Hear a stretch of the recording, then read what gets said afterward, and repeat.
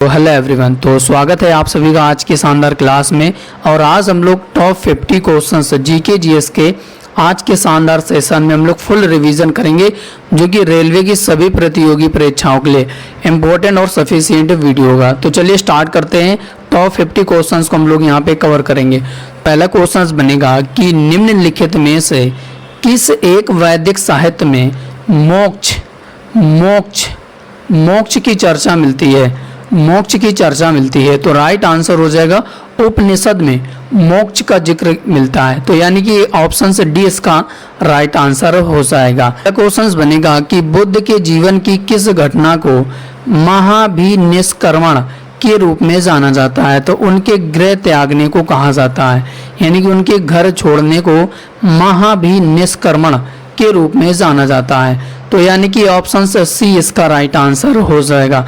अब हो सकता है कि आपसे बुद्ध से रिलेटेड और भी एग्जाम में पूछा जा सकता है, तो वो भी मैं आपको कवर करा रहा हूँ। इनके जन्म की अगर हम लोग बात करें तो 463 बीसी में 463 बीसी में इनका जन्म हुआ था। कहाँ हुआ था? कपिलवस्तु में। कहाँ हुआ था? कपिलवस्तु में हुआ था। और इनकी माता का नाम क्या था? तो माता का नाम आप लोग याद रखना, माया देवी। माता का नाम माया देवी था। अब पिता का नाम क्या था? तो पिता का नाम शुद्धोधन। शुद्धोधन पिता का नाम था, ठीक है।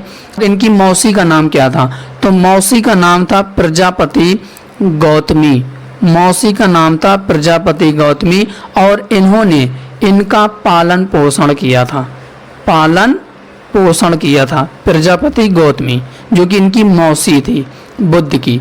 तो ये आपको याद रखना है। तो इनकी पत्नी का नाम क्या था? तो पत्नी का नाम था यशोधरा। यशोधरा यशोधरा इनकी पत्नी का नाम था। और पुत्र का नाम क्या था? तो पुत्र का नाम था राहुल। राहुल इनके पुत्र का नाम था। और इन्होंने 29 वर्ष की अवस्था में गृह त्याग दिया था। क्या त्याग दिया था? गृह त्याग दिया था। और गृह त्यागने को महाभिनिष्क्रमण कहा जाता है। तो ये आपको याद रखना है साथ ही साथ। अब हो सकता है कि आपसे उनके सारथी का नाम पूछ दे, तो इनके सारथी का नाम क्या था? तो इनके सारथी का नाम था चन्ना। क्या नाम था? चन्ना। अब इनके घोड़े का नाम क्या था? कंटक। इनके घोड़े का नाम था कंटक। अब इसके बाद इनके त्रिरत्न थे। तो त्रिरत्न कौन कौन से थे इनके? तो एक तो हो जाएगा बुद्ध, बुद्ध धम्म संघ। ये त्रिरत्न थे बुद्ध के, ठीक है। अभी हो सकता है कि आपसे पूछा जा सकता है कि इनके 3 आर्य सत्य कौन कौन से थे? एक तो दुख, ठीक है। दूसरा दुख का कारण, तीसरा दुख का निवारण, ठीक है। तो ये 3 आर्य सत्य थे। और इसके बाद अब हो सकता है कि आपसे और एग्जाम में इनसे रिलेटेड पूछ दे कि प्रथम गुरु कौन थे? तो अलार कलाम इनके प्रथम गुरु थे। दूसरे गुरु कौन थे? तो दूसरे गुरु रुद्रक रामपुत्र इनके दूसरे गुरु थे। तो इनसे रिलेटेड ये भी आपको याद रखना। इसके बाद इनको ज्ञान प्राप्त कहाँ हुआ था? तो निरंजना नदी के किनारे पीपल के वृक्ष के नीचे। और कहाँ पर, किस स्थान पर? तो बोध गया में इन्होंने ज्ञान की प्राप्ति की थी। तो ये भी आपको याद रखना है। और इसके बाद इन्होंने पहला उपदेश कहाँ पर दिया था? तो सारनाथ में इन्होंने पहला उपदेश दिया था। और किस भाषा में उपदेश दिया था? तो पाली भाषा में इन्होंने उपदेश दिया था। तो ये आपको याद रखना है। और इनके शिष्य का नाम क्या था? इनके शिष्य का नाम क्या था? आनंद। क्या था? आनंद इनके शिष्य का नाम था। और इसके बाद प्रथम महिला शिष्य कौन थी इनकी? इनकी फर्स्ट महिला शिष्य कौन थी? तो प्रजापति गौतमी थी, जो कि इनकी मौसी थी। और इनकी मौसी ने ही इनका पालन पोषण किया था। तो इनसे रिलेटेड आप लोग याद रखना। सकता है कि आपसे बौद्ध महासभाएं पूछ ले। तो पहली बौद्ध महासभा कब हुई थी? दूसरी बौद्ध महासभा कब हुई थी? तीसरी बौद्ध महासभा कब हुई थी? और चौथी बौद्ध महासभा कब हुई थी? तो पहली बौद्ध महासभा 483 बीसी में हुई थी। कहाँ पर हुई थी? राजगृह में हुई थी। किसके शासन काल में हुई थी? अजात शत्रु के शासन काल में हुई थी। अध्यक्षता किसने की थी? तो महाकश्यप ने इसकी अध्यक्षता की थी। और दूसरी बौद्ध महासभा का आयोजन कब किया गया था? तो 383 बीसी में किया गया था। कहाँ पर किया गया था? वैशाली में किया गया था। किसके शासनकाल में? कालाशोक के शासनकाल में हुई थी। और अध्यक्षता किसने की थी? सभा कामी ने इसकी अध्यक्षता की थी। अब तीसरी बौद्ध महासभा की बात करें तो 250 बीसी में की गई थी। कहाँ पर? पाटलिपुत्र में की गई थी। किसके शासनकाल में? अशोक के शासनकाल में। अध्यक्षता किसने की थी? मुगालपुत्तिस ने। मुगालपुत्तिस ने इसकी अध्यक्षता की थी। और चौथी बौद्ध महासभा का आयोजन 1 एडी में की गई थी, यानी कि एडी का मतलब है कि ईस्वी। तो 1 एडी में कुंडल वन में की गई थी। किसके शासनकाल में? कनिष्क के शासनकाल में। अध्यक्षता किसने की थी? वसुमित्र ने। तो ये सभी जो इम्पोर्टेंट जानकारी है बौद्ध महासभाएं एग्जाम में पूछी जाती है, तो आपको ये याद रखना है, ठीक है। चलिए इसके बाद अगला क्वेश्चन बनेगा कि निम्नलिखित में से किस राजा के एक अभिलेख से सूचना मिलती है कि शाक मुनि बुद्ध का जन्म लुम्बिनी में हुआ था?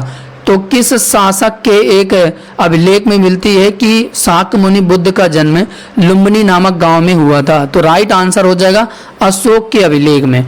अशोक के अभिलेख में ये जानकारी मिलती है। तो यानी कि ए ऑप्शन से जो है क्लियर और राइट आंसर हो जाए। अशोक के अभिलेख में के जीवन का जो जन्म है वो लुम्बिनी नामक गांव में हुआ था। ये अशोक के अभिलेख से पता चलता है। चलिए इसके बाद अगला है कि सारनाथ में अपना पहला प्रवचन किसने दिया था? तो अभी मैंने आपको बताया था कि पहला उपदेश या पहला प्रवचन कहाँ पर दिया था? तो सारनाथ में दिया था। किसने दिया था? तो राइट आंसर हो जाएगा महात्मा बुद्ध ने दिया था। और किस भाषा में दिया था इन्होंने? तो पाली भाषा में दिया था। तो ये भी आपको याद रखना है साथ ही साथ। इसके बाद अगला क्वेश्चन बनेगा कि सबसे पुराना वेद कौन सा है? तो सबसे पुराना वेद कौन सा है? तो राइट आंसर हो जाएगा ऋग्वेद। ऋग्वेद इसका राइट आंसर हो जाएगा। ऑप्शन से बी इसका राइट आंसर हो जाएगा। चलिए इसके बाद अगला क्वेश्चन बनेगा कि सोने के आभूषण बनाते समय इसमें क्या मिलाया जाता है? तो राइट आंसर हो जाएगा तांबा मिलाया जाता है। क्या मिलाया जाता है? तांबा। तांबा इसका राइट आंसर हो जाएगा। Option A will be the right answer हो जाएगा। अगला है कि निम्नलिखित 4 वेदों में से किस एक में जादुई माया और वशीकरण का वर्णन मिलता है? तो इसका हमारा राइट आंसर हो जाएगा ये अथर्ववेद में मिलता है। अथर्ववेद में मिलता है। तो ऑप्शन सी इसका राइट आंसर हो जाएगा। और संगीत का जिक्र सामवेद में मिलता है, ठीक है। संगीत का जिक्र सामवेद में मिलता है। चलिए इसके बाद अगला है कि नीली स्याही बनाने में प्रयोग किया जाता है। तो नीली स्याही बनाने में किसका प्रयोग किया जाता है? तो फेरस सल्फेट का प्रयोग किया जाता है। फेरस सल्फेट का प्रयोग किया जाता है। इसके बाद अगला है कि कुंडल वन जन्म स्थान किसका है? तो ये महावीर स्वामी का है। तो महावीर स्वामी का जन्म कुंडल वन ग्राम में हुआ था। ऑप्शन सी इसका राइट आंसर हो जाएगा। चलिए इसके बाद अगला है कि गोपत ब्राह्मण संबंधित है, किससे संबंधित है? गोपत ब्राह्मण। तो राइट आंसर हो जाएगा ये अथर्ववेद से संबंधित है, गोपत ब्राह्मण। तो ऑप्शन सी इसका राइट आंसर हो जाएगा। अगला है कि रबड़ के संस्करण में निम्न का उपयोग किया जाता है। तो रबड़ के संस्करण में निम्न का प्रयोग किया जाता है। तो राइट आंसर हो जाएगा आइसोप्रोमीन का। आइसोप्रोमीन इसका राइट आंसर हो जाएगा। ऑप्शन बी इसका राइट आंसर हो जाएगा। के बाद अगला है कि जैन धर्म में पूर्ण ज्ञान के लिए क्या शब्द है? तो राइट आंसर हो जाएगा कैवल्य। कैवल्य कहा गया है पूर्ण ज्ञान को जैन धर्म में। तो ये ऑप्शन सी इसका राइट आंसर हो जाएगा। चलिए इसके बाद अगला है कि सिकंदर के हमले के समय उत्तर भारत पर निम्नलिखित राजवंशों में से किस एक का शासनकाल था? तो इसका हमारा राइट आंसर हो जाएगा नंद वंश का शासनकाल था। तो ऑप्शन ए इसका राइट आंसर हो जाएगा। क्वेश्चन बनेगा कि उज्जैन का प्राचीन काल का नाम क्या था? तो राइट आंसर हो जाएगा अवंतिका। अवंतिका इसका राइट आंसर हो जाएगा। ऑप्शन सी इसका राइट आंसर हो जाएगा। चलिए इसके बाद अगला है कि पाटलिपुत्र के संस्थापक कौन थे? तो पाटलिपुत्र के संस्थापक कौन थे? उदयन थे। कौन थे? उदयन इसका राइट आंसर हो जाएगा। ऑप्शन ए इसका राइट आंसर हो जाएगा। अगला है कि कंदारिया महादेव मंदिर किसने बनवाया था? तो राइट आंसर हो जाएगा चंदेलों ने बनवाया था। चंदेल इसका राइट आंसर हो जाएगा। ऑप्शन से डी इसका राइट आंसर हो जाएगा। अगला है कि कादम्ब राजाओं की राजधानी थी, क्या थी? तो राइट आंसर हो जाएगा इसका हमारा वनवासी थी। वनवासी इसका राइट आंसर हो जाएगा। ऑप्शन से सी इसका राइट आंसर हो जाएगा। चलिए अगला क्वेश्चन बनेगा कि मीनाक्षी मंदिर कहाँ स्थित है? तो मीनाक्षी मंदिर कहाँ स्थित है? तो राइट आंसर हो जाएगा ये मदुरई में स्थित है। मदुरई इसका राइट आंसर हो जाएगा। ऑप्शन से ए इसका राइट आंसर हो जाएगा। उसके बाद अगला है कि चोलों का राज्य किस क्षेत्र में फैला था? तो राइट आंसर हो जाएगा कोरोमंडल और तथा दक्कन के कुछ भाग तक फैला हुआ था। तो यानी कि ऑप्शन से डी इसका राइट आंसर हो जाएगा। चलिए इसके बाद अगला क्वेश्चन बनेगा कि प्रथम साम्राज्य स्थापित किया गया था किसके द्वारा? तो किसके द्वारा? तो इसका हमारा राइट आंसर हो जाएगा चंद्रगुप्त मौर्य के द्वारा। चंद्रगुप्त मौर्य इसका राइट आंसर हो जाएगा। ऑप्शन से सी इसका राइट आंसर हो जाएगा।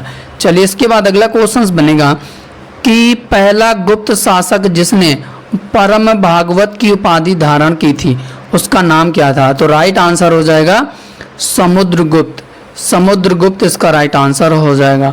ऑप्शन से बी इसका राइट आंसर हो जाएगा। अगला है कि यूनानी लेखक जस्टिन द्वारा किसे सैंड्रोकोटस कहा गया था? तो राइट आंसर हो जाएगा चंद्रगुप्त मौर्य को कहा था। चंद्रगुप्त मौर्य को कहा था जस्टिन के द्वारा सैंड्रोकोटस। तो अगला क्वेश्चन बनेगा कि उस पाल शासक का नाम बताइए जिसने विक्रमशिला विश्वविद्यालय स्थापित किया था। तो धर्मपाल ने। धर्मपाल इसका राइट आंसर हो जाएगा।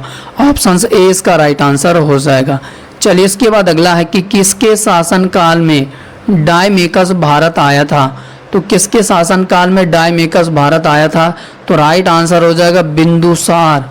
बिंदुसार के शासनकाल में। ऑप्शन से बी इसका राइट आंसर हो जाएगा।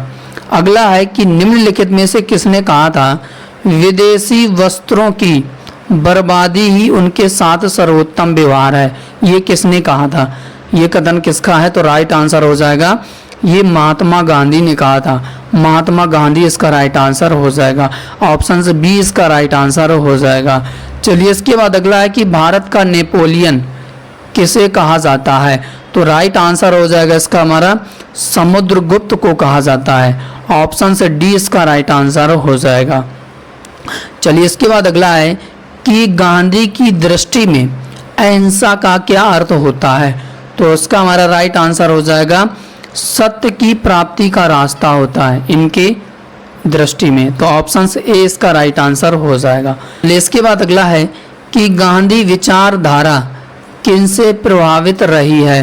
तो इसका हमारा राइट आंसर हो जाएगा रस्किन, थोरो से और टॉलस्टॉय से। इन सभी से रही है।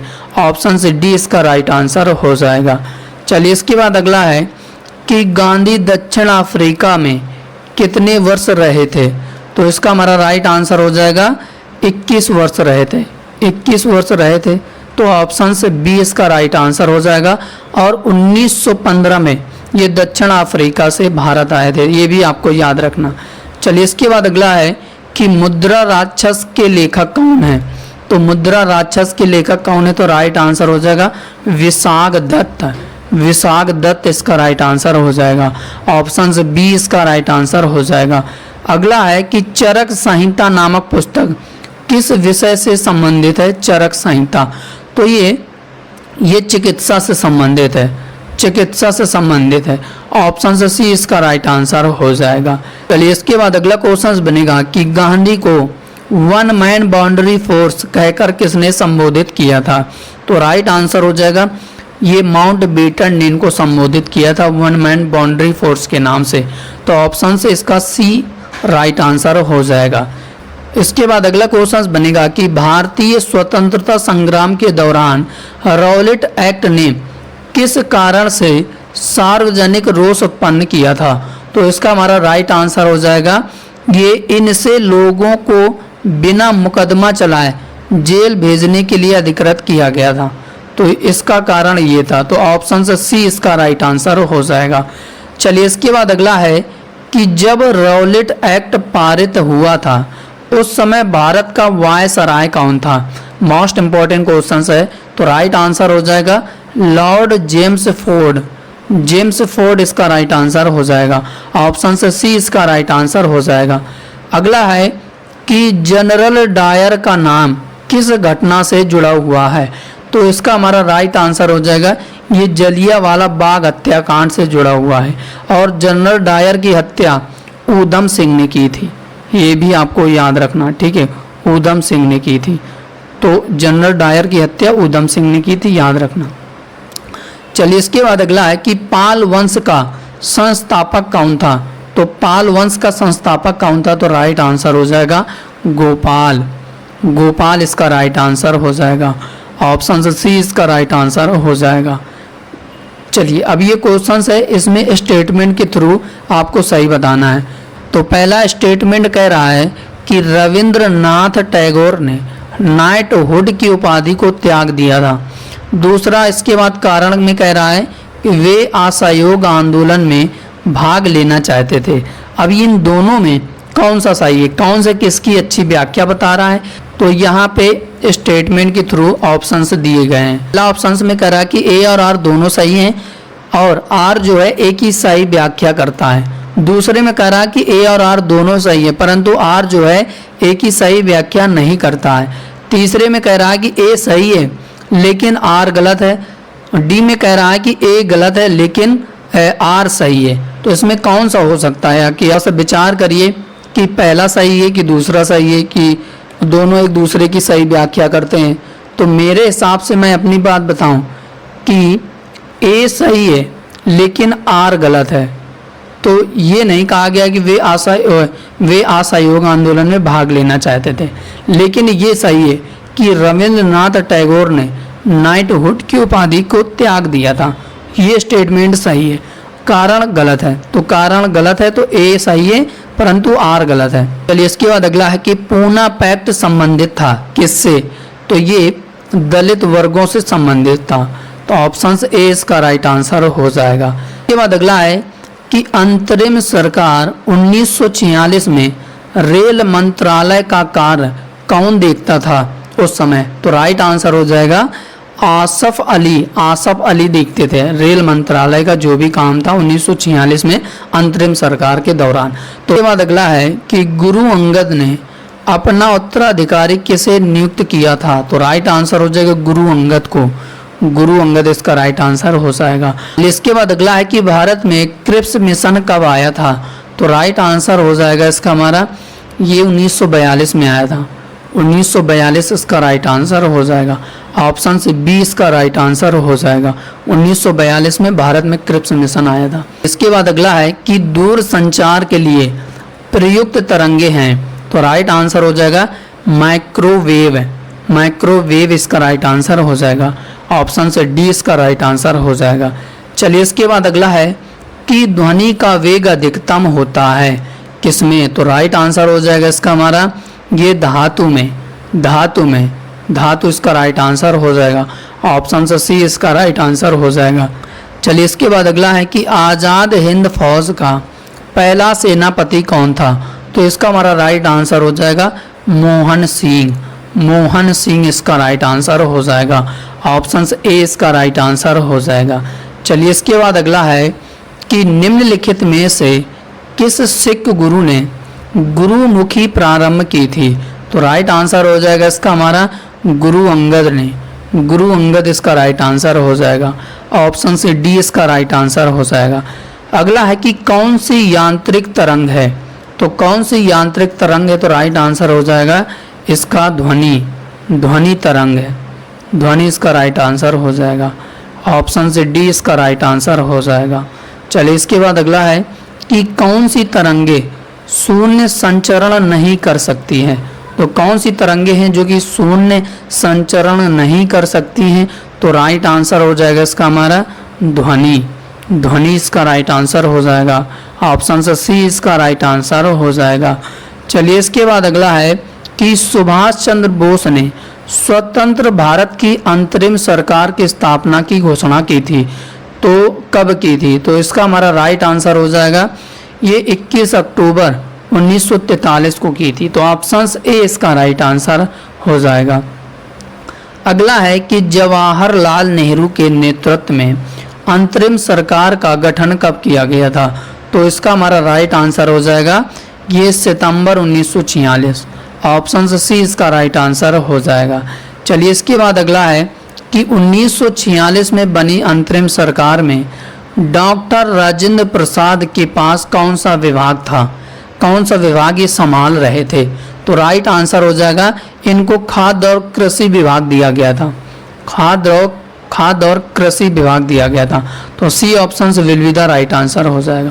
चलिए इसके बाद अगला है कि अनुदैर्ध्य तरंगों का उदाहरण है। तो इसका हमारा राइट आंसर हो जाएगा ध्वनि तरंग इसका राइट आंसर हो जाएगा। अगला है कि दीर्घ रेडियो तरंगें पृथ्वी की किस सतह से परिवर्तित होती हैं? तो आयन मंडल से। आयन मंडल इसका राइट आंसर हो जाएगा। ऑप्शन बी इसका राइट आंसर हो जाएगा।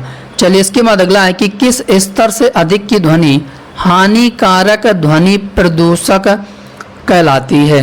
तो इसका हमारा राइट आंसर हो जाएगा ये 80 dB। अगर 80 dB तक है तो ये समझो कि ये ध्वनि प्रदूषण है। अब यानी कि सुनने लायक कौन सी कितनी dB तक होनी चाहिए? 45 dB तक होनी चाहिए। ये सुनने की है, यानी कि जो हम लोग आपस में बात करते हैं, ठीक है। और जो अगर 80 dB के पास है तो ये समझ लो कि ये एक ध्वनि प्रदूषित कहलाती है। तो सी ऑप्शन इसका क्लियर और राइट आंसर हो जाएगा। तो उम्मीद है जो कि 50 क्वेश्चंस आपको जीके जीएस के बेहतरीन लगे होंगे। तो अगर सेशन आपको बेहतरीन लगा हो, शानदार लगा हो, तो सेशन को लाइक शेयर जरूर करिएगा और साथ ही साथ कमेंट जरूर करिएगा कि क्लास कैसी लगी। बाकी चैनल को सब्सक्राइब जरूर करिएगा अगर आप चैनल में पहली बार जुड़े हैं और पहली बार सेशन को अटेंड कर रहे हैं। बाकी अगली क्लास पर मिलेंगे, तब तक के लिए जय हिंद, जय भारत, वंदे मातरम।